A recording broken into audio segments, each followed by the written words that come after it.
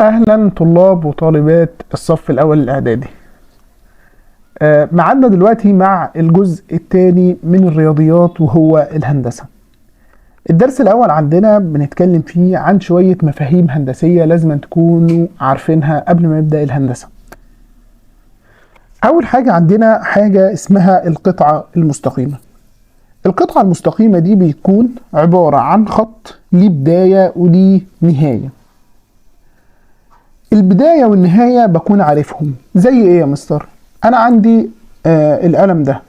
القلم ده انا عارف بدايته وعارف نهايته، ولو جبت المسطرة وقست طوله هبقى عارف طوله كام. فده بنسميه هندسيا قطعة مستقيمة. القطعة المستقيمة بسميها بنقطة البداية وبنقطة النهاية. يعني مثلا انا عندي القطعة المستقيمة دي اسمها ألف باء، فلما باجي اعبر عنها واكتب ألف باء بعمل فوقها خط ليه بداية وليه نهاية، بدايته عند أول نقطة ونهايته عند آخر نقطة. بعد كده بكتب طول القطعة المستقيمة. فالتعريف اللي عندي بيقول لي هو عبارة عن مجموعة من النقط لها بداية ونهاية وطول معين، ويرمز لها بالرمز اللي هو الشرطة اللي فوق دي. ده أول تعريف عندنا. التعريف الثاني الخط المستقيم. الخط المستقيم هو برضه زي القطعة المستقيمة بس ملهوش بداية ولا ليه نهاية، الطرفين بتوعه ماشيين للآخر من هنا والآخر من هنا. زي مثلا لما بكون واقف على الشريط بتاع القطر، أنا لما بكون واقف ما بكونش شايف لا بداية الشريط بتاع القطر ولا نهايته. فلما باجي امثل الخط المستقيم باجي عند حرفه كده وبعمل السهم ده، والناحية التانية بعمل سهم تاني. معنى كده ان هو لا ليه بداية ولا ليه نهاية، بس دايما الخط المستقيم عايز اسميه، مفيش حاجة من غير اسم. فببدأ ان انا احط نقطتين في اي منطقة عليه وابدأ اسميه واكتب ألف باء، والرمز بتاعه بيكون خط ليه سهمين من الناحية اليمين ومن الناحية الشمال. تالت حاجة عندي اسمها الشعاع. الشعاع هو بيكون عبارة عن قطعة مستقيمة بس مديناها من ناحية واحدة بس. زي ايه؟ لما تكون ماسك ليزر وبتبدأ ان انت تنور بيه، بداية الليزر بيكون عندك، فدي نقطة البداية وانت مش عارف نهايته فين. فالشعاع بيكون ليه نقطة بداية بس ملهوش نقطة نهاية. زي الشعاع ألف باء، دايما بحط رأس الشعاع عند النقطة اللي هي كانت بداية ليه، زي كده. فبيقول لي ان الشعاع هو قطعة مستقيمة ممتدة من احد طرفيها بلا حدود. يعني جبناه من ناحية واحدة بس وطولناه بلا حدود. يبقى احنا كده عندنا 3 مفاهيم هندسية. اول حاجة القطعة المستقيمة ليها بداية وليها نهاية. تاني حاجة الخط المستقيم لا ليه بداية ولا ليه نهاية. تالت حاجة الشعاع ليه بداية بس ملهوش نهاية. رابع حاجة عندي الزاوية. الزاوية دي بتكون عبارة عن اتحاد شعاعين ليهم نفس نقطة البداية، وبتكون مفتوحة او الدرجة اللي بينهم مفتوحة بزاوية معينة بقدر بعد كده ان انا اقيسها بالمنقلة. بيقول لي الزاوية هي اتحاد شعاعين لهما نفس نقطة البداية، وتسمى هذه النقطة رأس الزاوية، اللي هي المنطقة دي اسمها رأس الزاوية، اللي انا بقدر اقيس فيها مقياس الزاوية دي عندي بقد ايه. ويسمى الشعاعين ضلعي الزاوية. يبقى الزاوية بتتكون من 3 حاجات: راس الزاوية والضلع الأولاني والضلع الثاني. دي كانت المفاهيم الهندسية اللي احنا لازم نكون عندنا علم بيها قبل ما بنبدأ في شرح الهندسة عموما. بعد كده هندخل على حاجة اسمها أنواع الزوايا. عندنا 6 زوايا لازم نكون عارفينهم كويس جدا. أول حاجة عندي، احنا عرفنا طبعا إن الزاوية هي عبارة عن اتحاد شعاعين لهم نفس نقطة البداية والراس، وبتتكون من 3 حاجات: من راس وضلعين. أول زاوية عندنا لو أنا لقيت الشعاعين فوق بعض كده مفيش بينهم زاوية، دي أول حاجة اسمها الزاوية الصفرية. يبقى الزاوية الصفرية هي زاوية قياسها صفر، يعني مفيش بين الشعاعين دول أي حاجة، أي زاوية. تاني حاجة الزاوية الحادة. الزاوية الحادة هي زاوية قياسها أكبر من الصفر وأقل من 90. تالت حاجة عندي حاجة اسمها الزاوية القائمة. الزاوية القائمة هي زاوية قياسها 90 درجة، بيكون الشعاعين فوق بعض كده وعاملين الزاوية دي كده 90 درجة. بعد كده عندي زاوية اسمها الزاوية المنفرجة. الزاوية المنفرجة دي بتبقى أكبر من 90 وأقل من 180. بعد كده عندي زاوية اسمها الزاوية المستقيمة. الزاوية المستقيمة هي زاوية قياسها 180. آخر زاوية عندي اسمها زاوية منعكسة. الزاوية المنعكسة هي زاوية قياسها أكبر من 180 وأقل من 360. طب أنا علشان أقدر أفهم الزوايا هبدأ أقسمهم الأول لكده.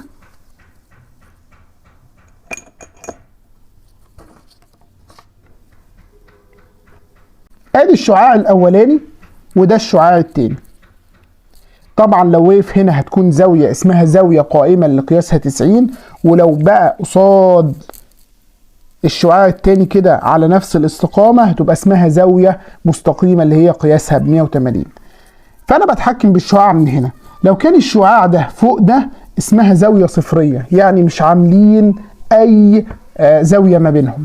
طب لو كبر شوية قال لي والله تأكبر من الزاوية الصفرية وأقل من 90، يبقى دي اسمها زاوية حادة. يبقى أنا عرفت إن الزاوية الحادة هي الزاوية اللي قياسها أكبر من الصفر وأقل من 90. طب لو بقى كده على 90 يبقى دي اسمها زاوية قائمة قياسها 90 درجة. طب لو بقى هنا دي اسمها زاوية منفرجة، والزاوية المنفرجة أكبر من 90 وأقل من 180. طب لو جه هنا دي بقت اسمها زاوية مستقيمة قياسها 180. طب لو جه هنا زاوية منعكسة، الزاوية المنعكسة قياسها أكبر من 180 وأقل من 360.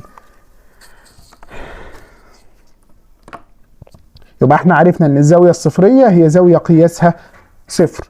طب الزاوية الحادة هي زاوية قياسها أكبر من الصفر وأقل من 90. الزاوية القائمة نحفظها على طول إن هي زاوية قياسها 90 درجة. طب الزاوية المنفرجة هي زاوية قياسها أكبر من 90 وأقل من 180. بعد كده الزاوية المستقيمة زاوية قياسها 180. الزاوية المنعكسة اللي هي هنا هي زاوية قياسها أكبر من 180 وأقل من 360. ودايما مثل الزاوية زي ما احنا عملنا من شوية وهتفهم يعني ايه زوايا. بيقول لي اذكر أنواع الزوايا في كل مما يأتي. أول حاجة 32.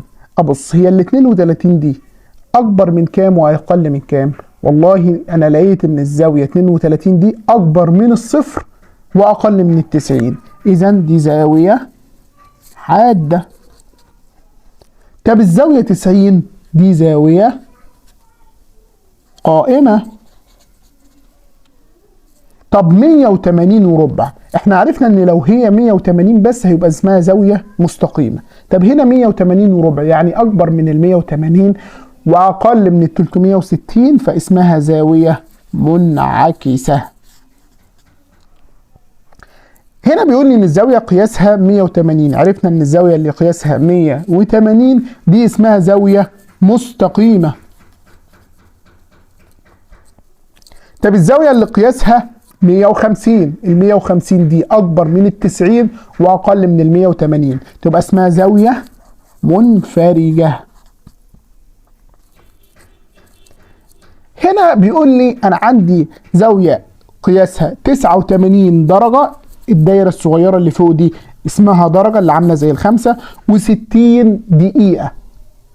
ال60 دقيقة دول بيقربوا لأن الدرجة الواحدة بيكون بتدينا 60 دقيقة، فال60 دقيقة دول هيدوني هنا درجة، فدي هتبقى 90 درجة. ال90 درجة دي عرفنا ان هي اسمها زاوية قائمة. فالدرجة الواحدة يعني ب60 دقيقة. طب عندي هنا زاوية اسمها 89 درجة و59 دقيقة. هي ال59 دقيقة دي ينفع تدي واحد؟ لا، ما ينفعش تديني درجة، لأن عرفنا إن الدرجة ب60 دقيقة، فهنا دي أقل من ال90 تبقى زاوية حادة. طب عندي هنا 179 درجة و60 دقيقة. ال60 دقيقة دول هيدوني درجة هنا، دي هتبقى 180 درجة، يعني زاوية مستقيمة. بعد كده عندي الزاوية 179 درجة و59 دقيقة. ال 59 دقيقة هيدوني درجة؟ قال لي لا، فدي هتكون أقل من ال 180، يعني زاوية منفرجة. بعد كده هندخل على حاجة اسمها العلاقات بين الزوايا. أول حاجة عندنا حاجة اسمها الزاويتان المتجاورتان. الزاويتان المتجاورتان هما زاويتين ليهم ضلع مشترك، والضلعين التانيين على ناحيتين مختلفتين. فيبقى إذن آدي الزاوية الأولانية وآدي الزاوية التانية، دول زاويتين جنب بعض، مشتركين جنب بعض، جيران.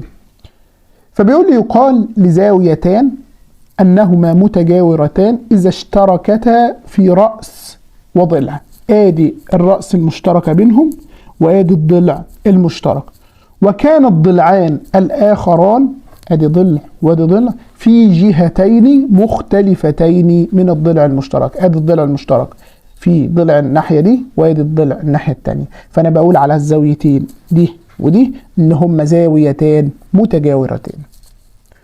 تاني حاجة عندي الزاويتان المتتامتان. الزاويتان المتتامتان هما زاويتان مجموع قياسهما 90 درجة.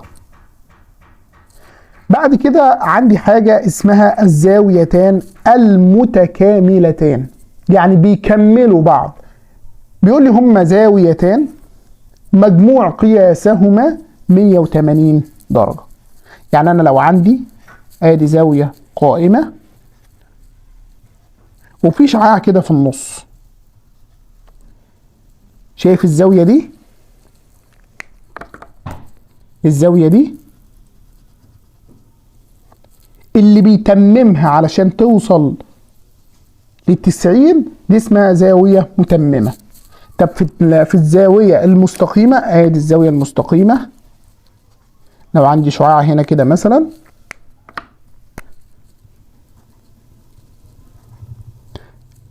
الزاوية دي كمل الزاوية دي، ادي الخط المستقيم وادي شعاع خارج منها من عليها، شايف الزاوية دي بتكمل الزاوية دي. يعني ايه؟ يعني مجموع الزاوية دي زائد الزاوية دي ب180 درجة.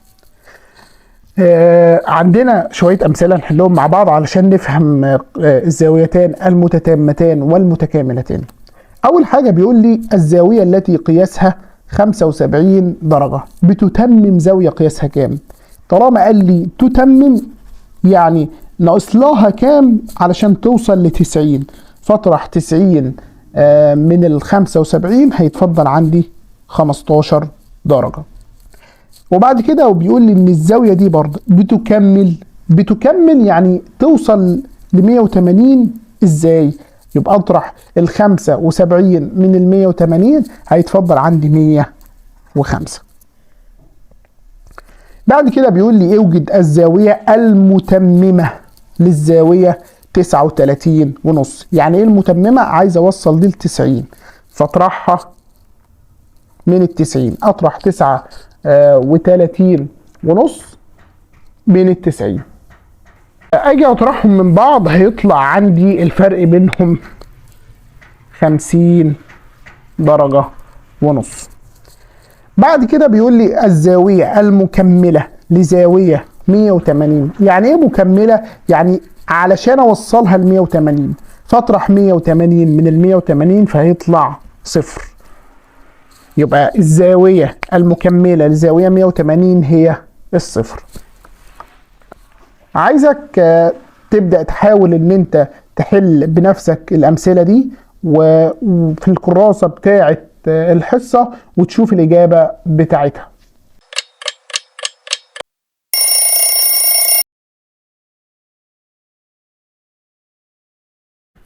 بعد كده عندي حاجة اسمها الزاويتان المتجاورتان المتكاملتان.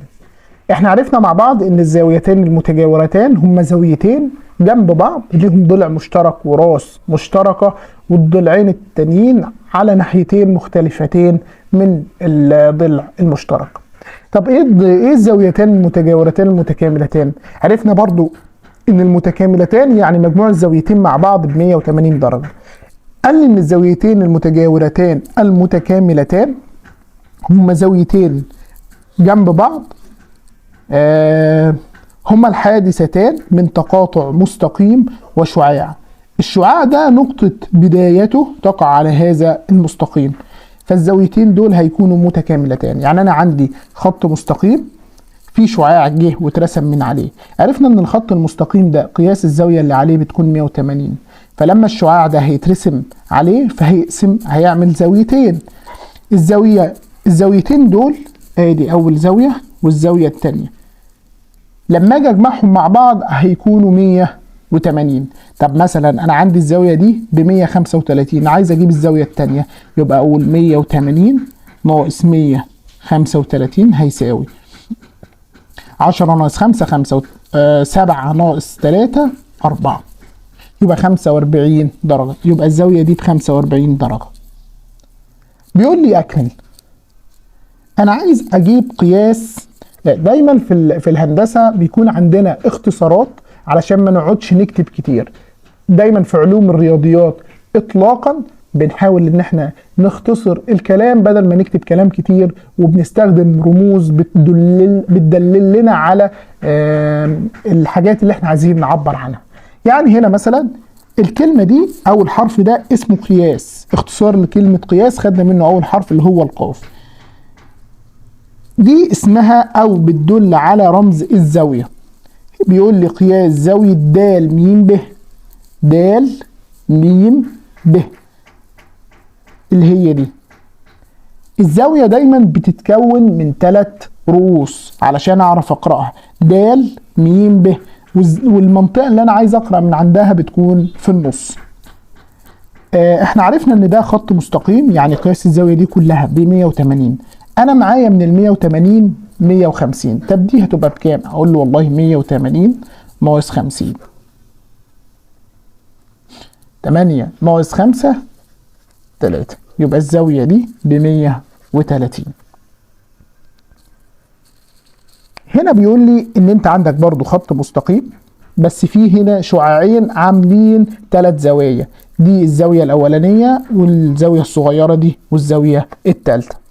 فبيقول لي انا عايز قياس زاوية أ م ج، أ م ج اللي هي دي. الزاوية الاولانية بكام؟ ب 35 والتانية ب 110. مفروض ان الزاوية الاولى والتانية والتالتة يكون مجموعهم 180. طب انا عندي من ال 180 كام؟ 35 والتانية 110. لو جمعتهم على بعض هيدوني كام؟ 145. طب انا معايا دول بس كده ب 145، عايز اجيب دي، يبقى اطرح ال 145 من ال 180. 10 ناقص 5 5، 7 ناقص 4 3، يبقى الزاوية دي ب 35.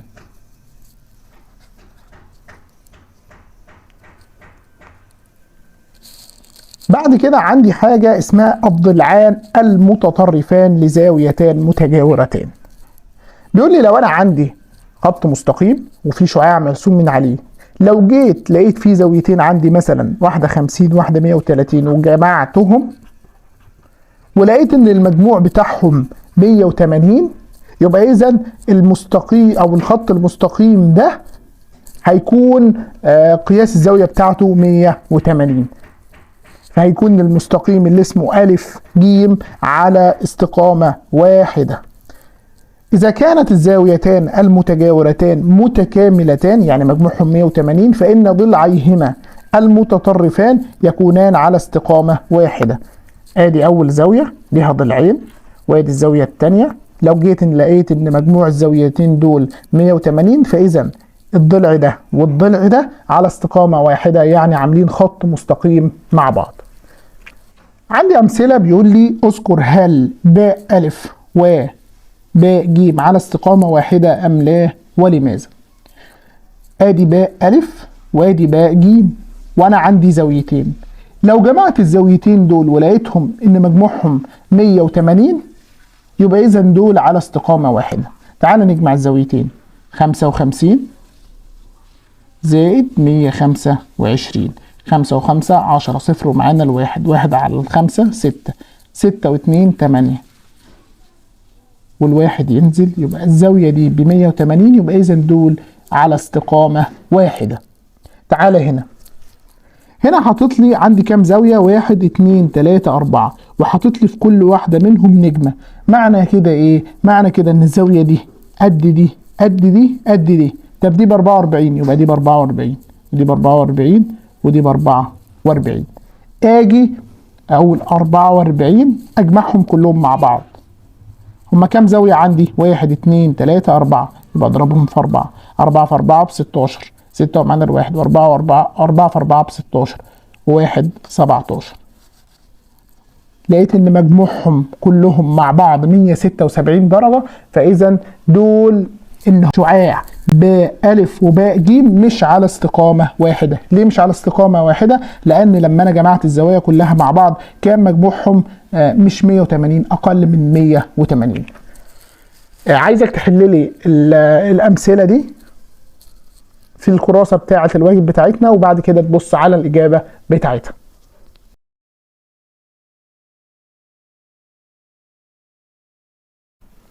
بكده نكون وصلنا لنهاية الدرس الأول في هندسة الصف الأول الإعدادي، وأشوفكم على خير إن شاء الله في الحصة اللي جاية.